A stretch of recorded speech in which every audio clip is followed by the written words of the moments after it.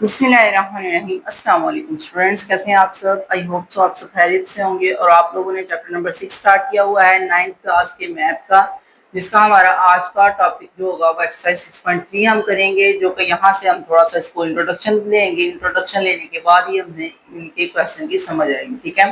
क्योंकि विदाउट आप लोग स्टार्टिंग से इंट्रोडक्शन समझे, चीज़ों को समझे बगैर आप कैसे जो है ना वो एक्सरसाइज कर सकते हैं। तो पहले में हम आपको करवाएंगे स्टार्ट पे के एक वर्ड यूज हो रहा है यहाँ पे, पाइथागोरस थ्योरम। वो क्या वर्ड है, उसकी क्या एक्सप्लेनेशन है, वो यहाँ पे आपको बताई जाएगी। तो ट्रिग्नोमेट्रिक आइडेंटिटी पहला आपका टॉपिक का नाम है। आइडेंटिटीज का मतलब क्या होता है कि डिफरेंट डिफरेंट क्वांटिटीज हैं जो एक दूसरे के इक्वल होती हैं। और इक्वल का वर्ड तो आपने ऑलरेडी सुना हुआ है, वो इक्वेशंस के लिए यूज होता है। तो आइडेंटिटीज के लिए हम यहाँ पे ये कह सकते हैं कि हमने डिफरेंट वैल्यूज को यहाँ पे जो है ना वो साबित करने को एक दूसरे के इक्वल होती हैं, आइडेंटिकल होती हैं। जैसे एक्स वाई की वैल्यूज इक्वल आती हैं वैसे, ठीक है? पाइथागोरस थ्योरम क्या होता है? आप लोगों ने ये राइट एंगल ट्राइंगल ऑलरेडी पढ़ी हुई है, ठीक है? इसके हवाले से ये वैसे तो ऊपर वाले क्वेश्चन का हिस्सा है, लेकिन मैं आपको यहाँ से समझा रही हूँ कि बुक पे ऑलरेडी बनी हुई है, तो मुझे बनानी नहीं पड़ेगी। अब आप लोगों ने ये ट्राइंगल के बारे में 6.2 में और 6.1 में बार बार जो है इसका डिस्कशन की हुई है, इसके बारे में स्टडी किया हुआ है, पढ़ा हुआ है। तो उसी को लेके हम यहाँ पे आगे भी चलेंगे। यहाँ पे आपको नजर आ रहा है कि ट्राइंगल का एक परपेंडिकुलर होता है, एक हाइपोटेनस होता है, एक बेस होता है। वो कैसे हमें पता चलता है कि थीटा के सामने हमेशा क्या होता है? परपेंडिकुलर होता है, ठीक है? और इसके अलावा 90 डिग्री के सामने हमेशा हमारा हाइपोटेनस होता है, और ये क्या हो जाएगी? ये हो जाएगी बेस, ठीक है? एक दफा दोबारा मैंने समझा दिया है। मेन हमें पाइथागोरस थ्योरम बताना क्या चाह रहा है कि अगर आप हाइपोटेनस का स्क्वायर करते हैं ना, तो वो इक्वल होता है परपेंडिकुलर का स्क्वायर प्लस बेस के स्क्वायर के। ये वो थ्योरम है जो वो यहाँ पे बता रहे हैं। उर्दू मीडियम वालों के लिए इस थ्योरम का नाम होता है मसला फिसागोरस, ठीक है? जो उर्दू मीडियम में पढ़ना चाहते हैं उनके लिए भी मैं साथ साथ बता देती हूँ। इसको परपेंडिकुलर को अमूद कहते हैं, हाइपोटेनस को वितर कहते हैं, और बेस को कायदा कहते हैं, ठीक है? अमूद, वितर और कायदा। और ये मैंने प्रीवियस लेक्चर में भी बताया था। आपने साइन कॉस टैन के फॉर्मूले याद करने होते हैं, perpendicular over hypotenuse, base over hypotenuse और परपेंडिकुलर ओवर बेस। तो ये जितने भी साइन कॉस टैन के फॉर्मूले होते हैं वो ओ को अप की तरह मैंने फिजिक्स में भी बताए थे, और वैसे यहाँ पे भी मैथ में भी बता दिए थे। तो ये फॉर्मूले तो आपको याद हो गए होंगे। अब यही फॉर्मूले यूज करके हमने जो है ना अपनी एक्सरसाइज स्टार्ट करनी है। तो स्टार्टिंग पे सबसे पहले आपको वो फॉर्मूला जो हमने याद किया है, हाइपोटेनस का square is equal to perpendicular का स्क्वायर प्लस बेस का स्क्वायर, उसको यहाँ पे जो है ना वो एक्सप्लेन करने लगे हैं। The square of the length of hypotenuse of a right angle is equal to the sum of square of the length of other side. अगर आपने हाइपोटेनस का स्क्वायर फाइंड करना है तो वो इक्वल होगा अदर साइड के स्क्वायर के, यानी कि परपेंडिकुलर और बेस के स्क्वायर के इक्वल होगा। अब यहाँ पे मैंने नेक्स्ट पेज ओपन कर लिया है, जहाँ पे आपको दिखा रहे हैं कि हमने जो है ना फॉर्मूला पाइथागोरस थ्योरम का राइट कर दिया है। उसने बता दिया है फॉर्मूला क्या बन रहा है हमारा, ए का स्क्वायर प्लस बी का स्क्वायर इज इक्वल टू सी का स्क्वायर। सी यहाँ पे हाइपोटेनस है, ए और बी जो है वो बेस और परपेंडिकुलर है, ठीक है? तो आप लोगों ने ये फॉर्मूला याद कर लेना है। इसको याद इस तरह भी कर सकते हैं, या जैसे मैं बता रही हूँ, हाइपोटेनस का square is equal to perpendicular का स्क्वायर प्लस बेस का स्क्वायर, ऐसे भी याद कर सकते हैं। जैसे आपको इजी लगता है आप ऐसे कर सकते हैं, ठीक है? इसके बाद असल काम हमारा यहाँ पे शुरू होता है फॉर्मूले जनरेट करने का, आइडेंटिटीज को जनरेट करने का असल काम यहाँ पे स्टार्ट होगा। अब देखें तो हम क्या करेंगे, यहाँ पे पहले पाइथागोरियस थ्योरम जो है उसी के हवाले से, इसको वर्ड पाइथागोरियस कुछ पढ़ते हैं, कुछ पाइथागोरस पढ़ते हैं, तो डिफरेंट डिफरेंट प्रोनाउंसिएशन है, उसके हवाले से आपने जो है ना वो कंफ्यूज नहीं होना। आपने सिर्फ ये फॉर्मूला याद करना है, बेशक आप एबीसी की तरह कर लें, बेशक आप इस तरह कर लें, ठीक है?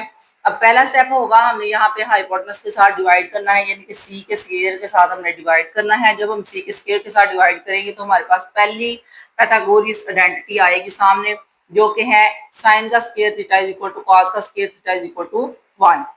ये sine square theta plus cos का स्क्वायर थीटा इक्वल टू 1 कैसे आया है? आपने अगर देखा हो तो साइन की वैल्यू हमारे पास क्या होती है? साइन होता है हमारे पास परपेंडिकुलर ओवर हाइपोटेनस, कॉस होता है बेस ओवर हाइपोटेनस। तो ये ए ओवर सी जो दिया हुआ है ना, ये यहाँ से आप लोग देखें तो ये परपेंडिकुलर है और ये हाइपोटेनस, तो ए और सी परपेंडिकुलर ओवर हाइपोटेनस है और वो इक्वल होता है साइन थीटा के, इसलिए हमने यहाँ पे लिख लिया साइन का स्क्वायर थीटा।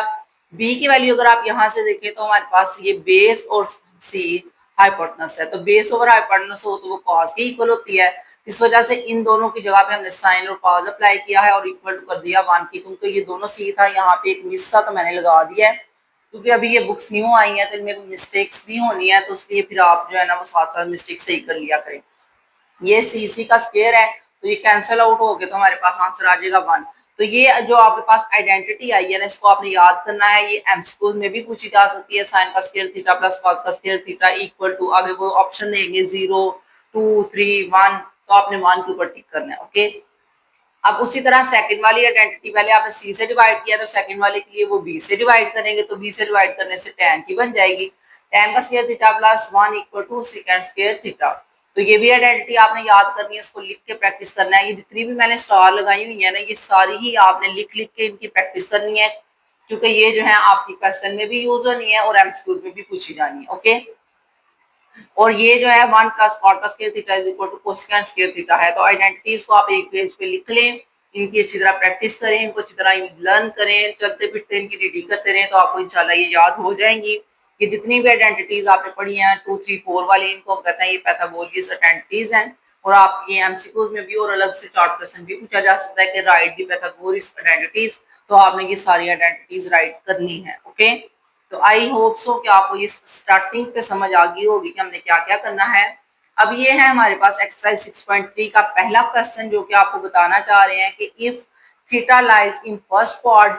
अब ये कोऑर्डिनेट का बच्चों को समझ नहीं आती कि ये पहला क्वाड दूसरा क्वाड ये क्या है, तो मैं आपको यहाँ पे बता देती हूँ। ये देखिए बेटा, यहाँ पे मैंने ड्रा कर दी है, वो आप लोगों ने भी ये ड्रा किया हुआ है। X axis Y axis physics में भी पढ़ा है, इसके अलावा मैथ में भी मैंने आपको बताया था कि ये 0 से शुरू होता है, यहाँ पे 90 होता है, यहाँ पे 180, यहाँ पे 270 और ये 360 होता है। ऑलरेडी अभी तक तो आपको मेरे ख्याल में रट जाने चाहिए, क्योंकि ये हर एक बच्चे को एक्स एक्सिस और वाई एक्सिस ड्रा करने आते हैं।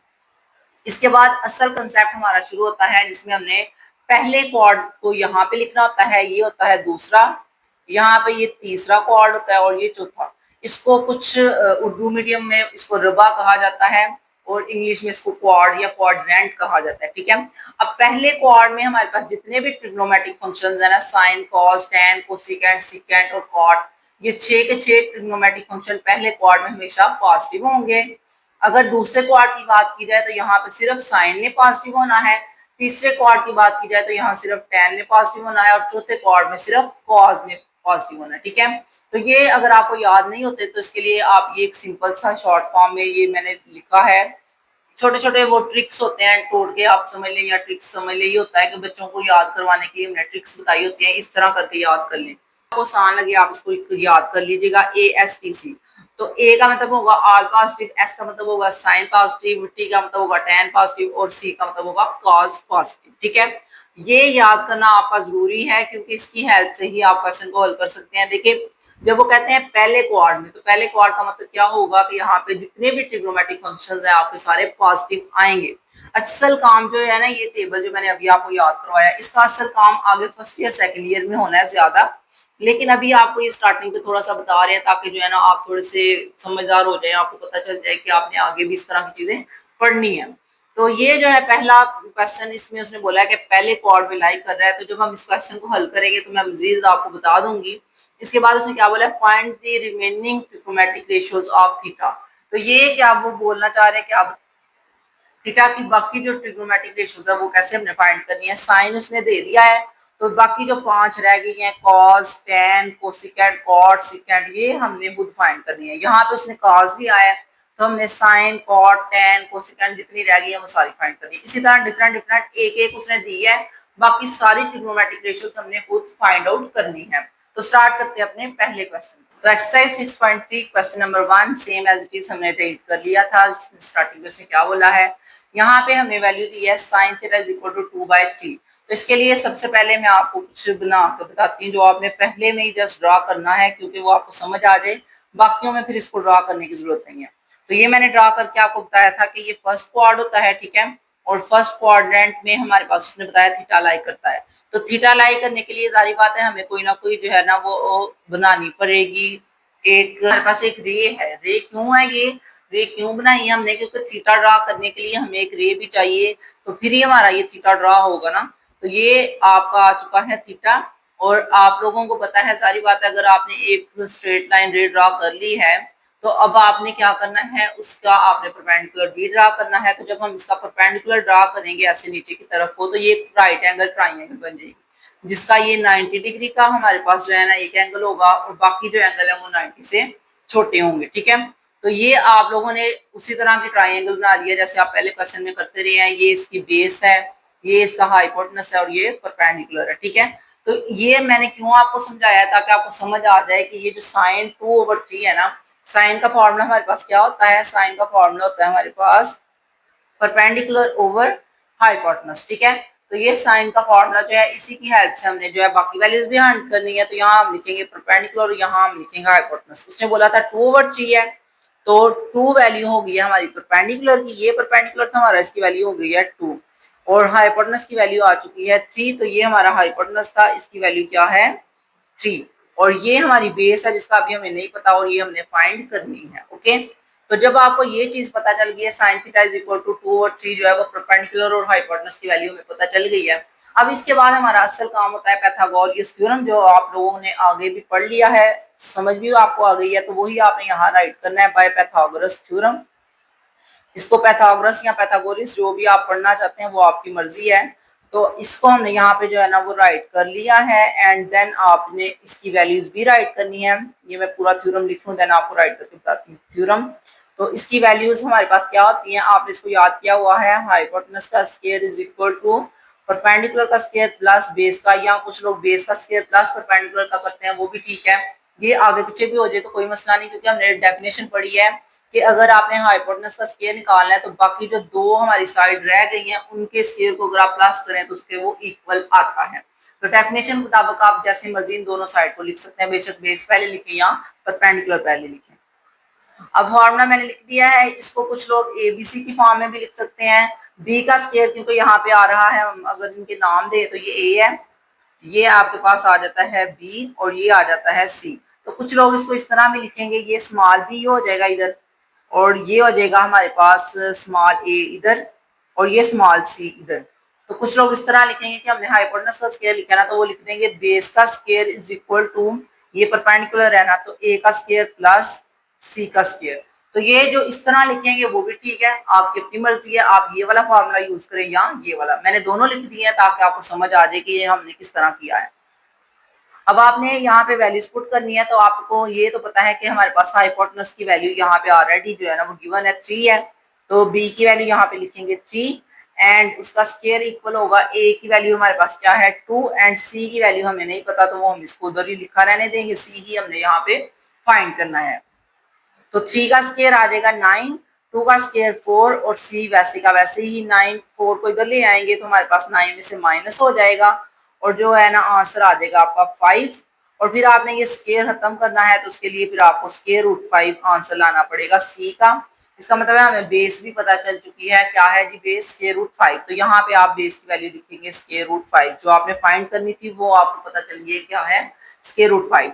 तो ये जहां तक आपने ये सारा काम किया ना, ये जब आप कर लेंगे ना, तो फिर आपके लिए कुछ भी मुश्किल नहीं। फिर आपने क्या करना है, सिर्फ आपने ट्रिग्नोमेट्रिक रेशियोज के नाम लिखने हैं। आपको पता है पहले साइन आते हैं, वो तो ऑलरेडी हमने कर लिया है। अब जो चीज रह गई है ना, यहाँ पे मैं लाइन लगा के बाकी रेशियोज लिखती हूँ। ट्रिग्नोमेट्रिक रेशियोज में अब कौन कौन सी है भाई, अब है कॉस थीटा। कॉस किसके इक्वल होता है भाई, कॉस इक्वल होता है बेस ओवर हाइपोटेनस के। तो बेस आपने अभी फाइंड कर ली है स्क्वायर रूट 5, और हाइपोटेनस भी आपको पता है वो है 3। तो ये आपका आंसर आ चुका है कॉस थीटा का स्क्वायर रूट 5/3। जो जो आंसर निकल आता है ना, उसको मैं यहाँ पे रेड पेंसिल से लगा लेती हूँ, ताकि जो है ना आपको पता चल जाए कि एक चीज हमने यहाँ पे फाइंड कर लिया है। ये पहला हमारे पास साइन था जो ऑलरेडी इसने दिया था, दूसरा हमने कॉस फाइंड किया है। इसके बाद आपका काम होना है टेन को फाइंड करना। तो टेन का फॉर्मूला होता है परपेंडिकुलर ओवर बेस। तो परपेंडिकुलर की वैल्यू है हमारे पास 2, और बेस की वैल्यू है आपके पास स्क्वायर रूट 5। तो ये आपका टेन भी हो गया है, tan theta is equal to आ जाएगा हमारे पास 2/√5। तो ये आपका टेन थीटा भी ऑलरेडी फाइंड हो गया, साइन भी हो गया, कॉस भी हो गया, टेन भी होगा, ये तीनों हो गए। अब इसके बाद इनके उल्ट आएंगे। साइन का उल्ट हमारे पास रेसिप्रोकल हो जाता है साइन का कोसिकेंट।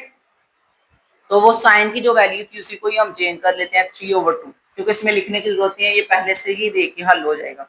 कॉस थीटा हो गया, उसके बाद कॉस के बाद अगला कौन सा आता है सिकेंट थीटा। तो सीकेंट हमारे पास किसका उल्ट होता है, वो कॉस का होता है। तो स्क्वायर रूट 5 नीचे आ जाएगा, 3 ऊपर चला जाएगा। ठीक है, ये उसी को देख के हम कर लेंगे। इसके बाद tan का होता है कॉट, तो कॉट अगर आपने लिखना है तो कॉट को tan का ही उल्ट कर दें, स्क्वायर रूट 5 ऊपर ले आए और 2 नीचे ले आए। तो ये आपके पास तीनों ट्रिग्नोमेट्रिक रेशियोज भी हो चुकी हैं और उनके रेसिप्रोकल भी हो चुके हैं। tan भी हो गया है, कोसिकेंट भी हो गया, सिकेंट भी हो गया, उसके बाद ये कॉट भी हो गया। सारे के सारे ही आपने फाइंड कर लिए हैं। तो आई होप सो आपको ये वाला क्वेश्चन जो है वो अच्छी तरह समझ आ गया होगा। एक एक स्टेप मैंने ब्रीफली एक्सप्लेन कर दिया है, इसीलिए एक्सप्लेन किया है ताकि जो है ना आपको बिल्कुल मसला ना हो, आपको समझ आ जाए, ताकि बाकी क्वेश्चन भी हम जल्दी से हल कर लें। दोबारा एक दफा समझ लें। सबसे पहले हमने ये ड्रा किया, साइन की वजह से हमें परपेंडिकुलर ओवर हाइपोटेनस का पता चल गया। देन हमने पाइथागोरस थ्योरम अप्लाई किया और जो बेस थी उसकी भी वैल्यू फाइंड कर ली। जब ये फाइंड होगी तो जस्ट आपने फॉर्मूले राइट करने हैं एंड वैल्यूज को फाइंड कर लेना है। सेम एज इट इज मैंने क्वेश्चन नंबर 2 भी राइट कर दिया है। वो cos थीटा की वैल्यू उसने दी थी 3/4, वैसे ही मैंने फॉर्मूला cos थीटा लिखा है बेस ओवर हाइपोटेनस, और आपकी वैल्यू जो है बेस की हो जाएगी 3 एंड हाइपोटेनस की हो जाएगी 4। फिर आपने पाइथागोरस थ्योरम अप्लाई किया, हाइपोटेनस का square is equal to perpendicular का स्क्वायर प्लस बेस का स्क्वायर। वैल्यूज को पुट करके तो यहाँ पे अब हम फाइंड करने लगे हैं परपेंडिकुलर। बेशक आप एक जो है ना वो ट्राइंगल भी ड्रा कर लें ताकि आपको मसला ना हो। ये 90 की ट्राइंगल है हमारी, यहाँ पे ए होगा, यहाँ पे बी, यहाँ पे सी। तो जो बच्चे यहाँ से इस तरह भी करना चाहते हैं कोई मसला नहीं, यहाँ स्मॉल बी हो जाएगा, यहाँ पे स्मॉल सी और यहाँ पे स्मॉल ए। और उसी तरह आप लोग जो है वो वैल्यूज भी लिख सकते हैं। कॉस थीटा हमारे पास होता है बेस ओवर हाइपोटेनस, तो बेस में सी आएगा तो सी की वैल्यू हो जाएगी आपके पास 3 एंड हाइपोटेनस की वैल्यू आपके पास हो जाएगी 4। और ये आपने परपेंडिकुलर फाइंड करना है, ए की वैल्यू आपने फाइंड करनी है। ठीक है, तो जो बच्चे यहाँ से इस तरह करना चाहते हैं वो ऐसे भी कर सकते हैं। जो बच्चे हाइपोटेनस का स्क्वायर, परपेंडिकुलर का स्क्वायर और बेस का स्क्वायर करना चाहते हैं वो वैसे भी कर सकते हैं। ठीक है, और इसी तरह जब आपको परपेंडिकुलर का पता चलेगा तो वो ए की वैल्यू हो जाएगी। ठीक है, तो यहाँ पे हम लिखेंगे 4 का स्क्वायर हमारे पास आ जाएगा 16, परपेंडिकुलर का स्क्वायर और ये 3 का स्क्वायर 9। तो 16 में से जब हम 9 को माइनस करेंगे तो परपेंडिकुलर का स्क्वायर जो है वो आ जाएगा हमारे पास, 16 में से 9 माइनस करें तो 7 आता है ना। एंड देन यहाँ पे आ जाएगा परपेंडिकुलर का स्क्वायर, दोनों तरफ स्क्वायर रूट लोगे तो स्क्वायर रूट 7 आंसर आएगा। परपेंडिकुलर का मुझे लगा ये बेस की वैल्यू ए, तो यहाँ पे हम राइट करेंगे ये ए है और ए की वैल्यू आ चुकी है हमारे पास स्क्वायर रूट 7। तो जब आपको तीनों वैल्यूज पता चल गई हैं, परपेंडिकुलर की भी, बेस की भी, हाइपोटेनस की भी, तो आपने फिर अब सिर्फ ट्रिग्नोमेट्रिक फंक्शन को फाइंड करना है। तो यहाँ पे लाइन लगाएं और सारे ट्रिग्नोमेट्रिक फंक्शन को फाइंड कर लेते हैं बारी बारी। लाइन मेरी थोड़ी सी टेढ़ी है तो आप स्केल से लगा लीजिएगा। पहला हमें कॉस उसने फाइंड करके बता दिया, अब हमने साइन करना था। तो साइन किसके इक्वल होता है, साइन इक्वल होता है परपेंडिकुलर ओवर हाइपोटेनस के। तो परपेंडिकुलर की वैल्यू यहाँ से हम देख लेते हैं, स्क्वायर रूट 7 है एंड हाइपोटेनस की वैल्यू जी 4 है। तो साइन थीटा आ चुका है हमारे पास स्क्वायर रूट 7/4। उसी तरह tan फाइंड करेंगे, tan थीटा की वैल्यू होती है हमारे पास परपेंडिकुलर ओवर बेस, और परपेंडिकुलर है हमारे पास स्क्वायर रूट 7 एंड बेस है हमारे पास 3। तो ये आ चुका है tan थीटा। और उसके बाद अब इनके अपोजिट करेंगे, साइन का होगा कोसिकेंट थीटा और इसको कोसिक लिखते हैं हम, और ये हो जाएगा, इसी का उल्टा हम कर लेंगे तो 4 ऊपर स्क्वायर रूट 7 नीचे। उसके बाद आएगा सिकेंट थीटा जो कि कॉस का उल्ट होता है। कॉस की वैल्यू उन्होंने खुद हमें दी थी 3/4, तो इसका उल्ट करेंगे तो 4/3 हो जाएगा। 4 ऊपर आ जाएगा, 3 नीचे आ जाएगा। इसके बाद आ जाता है कॉट, तो कॉट किसका उल्ट होता है, कॉट उल्ट होता है tan का। तो tan की वैल्यू जो है उसी का हम उल्ट कर देते हैं, रेसिप्रोकल कर देते हैं। तो ये आंसर आ चुका है कॉट का भी। तो सारे ही ट्रिग्नोमेट्रिक फंक्शंस आपने फाइंड कर लिए हैं, साइन को भी कर लिया, कॉस को भी कर लिया, tan को भी कर लिया और इनके उल्ट भी कर लिए। ये है हमारे पास साइन, ये है हमारे पास tan, ये मैं दोबारा राइट ही नहीं किया, tan एंड ये कोसिकेंट है, और उसके बाद ये हमारे पास सिकेंट है और ये है हमारे पास कॉट। सारे के सारे ट्रिग्नोमेट्रिक फंक्शंस आपने फाइंड कर लिए हैं। अगर बात की जाए ये सवाल शॉर्ट में आएगा तो लॉन्ग या लॉन्ग में, तो कभी कभी ये शॉर्ट में भी आ जाता है, कभी कभी लॉन्ग में भी आ जाता है। ये अपनी उनके एग्जामिनर की सोच है कि इसको शॉर्ट में लाएं या लॉन्ग में, तो किसी भी तरह ये पूछा जा सकता है। आपने हर तरह से रेडी करना है और 6 के 6 ट्रिग्नोमेट्रिक फंक्शंस को फाइंड करना है। असल काम होता है हमारा पाइथागोरस थ्योरम लगा के जो एक वैल्यू रह गई है उसको फाइंड करना है एंड देन आपने सिर्फ ये वैल्यूज पुट करनी है। तो यहाँ पे आपके पास क्वेश्चन नंबर 3 है जो कि tan थीटा को उसने वैल्यू दी है 1/2। मैंने राइट एंगल ट्राइंगल ड्रा कर ली है, इसमें मैंने वैल्यूज भी पुट कर दी है। tan theta perpendicular over base का होता है, तो हमने इजीली यहाँ पे परपेंडिकुलर की वैल्यू लिख देनी है 1 और बेस की वैल्यू लिख देनी है 2। अब यहाँ पे हमें सिर्फ हाइपोटेनस फाइंड करना है जो कि है b। तो मैंने फॉर्मूला राइट किया है पाइथागोरस थ्योरम क्या होता है, हाइपोटेनस का square is equal to perpendicular का स्क्वायर प्लस बेस का स्क्वायर। तो यहाँ पे हाइपोटेनस क्या था, वो था b, तो b का स्क्वायर हो गया और ये दोनों वैल्यूज भी मैंने उसी तरह लिख दी है a और c। वैल्यूज को पुट करेंगे, a की वैल्यू 1 है एंड b की वैल्यू क्या है 2। तो यहाँ पे हमने सॉरी सी की वैल्यू 2 है तो यहाँ पे वैल्यूज को पुट कर दिया है। बी हमने फाइंड करना था, 1 का स्क्वायर 1 ही होता है, 2 का स्क्वायर 4 आ जाएगा, 4 प्लस 1 5, तो स्क्वायर रूट 5 हमारे पास आ चुका है बी। तो यहाँ पे हम हाइपोटेनस की वैल्यू राइट कर देंगे स्क्वायर रूट 5। ठीक है, तो ये हमारे पास जब तीनों फाइंड हो चुके हैं, परपेंडिकुलर भी, हाइपोटेनस भी, बेस भी, तो अब आपने सिर्फ क्या फाइंड करना है, ट्रिग्नोमेट्रिक रेशियोज। लाइन ड्रॉ कर लेते हैं, tan ऑलरेडी हमें पता था, तो यहाँ पे हमने क्या फाइंड करना है, साइन थीटा जो कि इक्वल होगा परपेंडिकुलर ओवर हाइपोटेनस के। तो परपेंडिकुलर की वैल्यू है हमारे पास 1 और हाइपोटेनस की वैल्यू है स्क्वायर रूट 5। साइन थीटा की वैल्यू आ चुकी है हमारे पास 1 ओवर स्क्वायर रूट 5। साइन के बाद आपने कॉस को फाइंड करना है, तो कॉस थीटा की वैल्यू होगी हमारे पास क्या, जल्दी से वीडियो को पॉज करके बताएं। यहाँ पे साइन थीटा के बाद कॉस किसके इक्वल होता है, कॉस इक्वल होता है हमारे पास बेस ओवर हाइपोटेनस के। बेस की वैल्यू 2 है एंड हाइपोटेनस के रूट 5 है। जब साइन कॉस और tan तीनों ही ट्रिग्नोमेट्रिक फंक्शंस फाइंड हो जाएं तो इसके बाद हमें फाइंड क्या करना होता है, इनके ही रेसिप्रोकल। साइन का क्या होगा, कोसिकेंट, कोसिकेंट इक्वल होगा इसके ही उल्ट का, हम इसको उल्ट कर लेंगे स्क्वायर रूट 5 ओवर 1। कोसिकेंट के बाद आता है सिकेंट जो कि कॉस का उल्ट होगा, इसको हम कर लेंगे स्क्वायर रूट 5 ओवर 2। और उसके बाद आ जाएगा कॉट, तो कॉट हमारे पास tan का उल्ट होता है, tan की वैल्यू 1 ओवर 2 थी तो ये 2 ओवर 1 हो जाएगा। ठीक है, तो ये सारे फंक्शन ही आपने फाइंड कर लिए हैं, साइन का भी, कॉस का भी, tan का भी। तो इनको जरा मैं आपको टिक करके बता देती हूँ, ये कॉट है, ये सिकेंट है, ये कोसिकेंट है, ये कॉस है और ये साइन है। सारे ही ट्रिग्नोमेट्रिक फंक्शंस पांचों के पांचों हमने फाइंड कर लिए हैं। इसी तरह अब हमारे पास जो 2 क्वेश्चन रह गए हैं वो भी इसी तरह ही होंगे। तो यहाँ पे सबसे पहले मैंने एक राइट एंगल ट्राइंगल ड्रॉ किया क्वेश्चन नंबर 4 के लिए। इसको मैं आपको थोड़ा सा समझा देती हूँ। देखें यहाँ पे लिखा हुआ है second theta is equal to 3। तो यहाँ पे पहली बात तो आपको नीचे वाला खुद से ही 1 लिख लेना है, ये 3 ओवर 1 है। ठीक है, दूसरी बात, ये जो सेकेंड थीटा है ना, सेकेंड किसके इक्वल होता है, ये होता है कॉस का रेसिप्रोकल। ठीक है, तो कॉस की वैल्यू अगर आपको याद हो तो कॉस किसके इक्वल होता है, कॉस होता है हमारे पास बेस ओवर हाइपोटेनस के इक्वल।